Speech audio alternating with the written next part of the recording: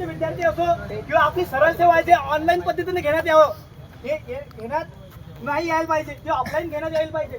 कारण की जेव्हा आपण ऑफलाईनचा विषय करतो त्या ऑफलाईन मध्ये काय होते की ज्या काही आपण स्पर्धा परीक्षा देतो डेप्युटी कलेक्टर पासून तर कुठपर्यंत, म्हणजे जर तुम्हाला लक्षात असेल UPSC जेव्हा आपण देतो तेव्हा आपल्याला काय भेटते, OMR शीट भेटते. एक कार्बन असते की आपण तो प्रश्नाचं उत्तर काय लिहिलेलं आहे, बरोबर आहे, त्या प्रश्नाचं उत्तर आपण काय लिहिलेलं आहे. म्हणजे हे काय आहे, जेव्हा आपण ऑनलाईन पद्धतीचा विचार करतो, ऑनलाईन मध्ये आपला जो ग्रुप असते की मी या क्वेश्चनचा हे आन्सर लिहिलेला आहे, बरोबर आहे. तसंच हे झालं आपल्या महाराष्ट्र संबंधित. CETचा पेपर फुटला, नीटचा पेपर फुटला, बाकीचे जे MPSC आहे ही काही कालांतर आता तुम्ही पाहिलं असेल की ते ऑनलाईन पद्धतीने सुरू झाली. आपल्याला ऑनलाईन पाहिजे का? नाही. ऑनलाईन मध्ये आपलं नुकसान आहे की नाही? आणि आपण म्हणतो सरळ सेवा, ऑनलाईन जेव्हा आपण म्हणतो ऑनलाईन मध्ये काय उरालं, ऑनलाईनची फीस किती आहे?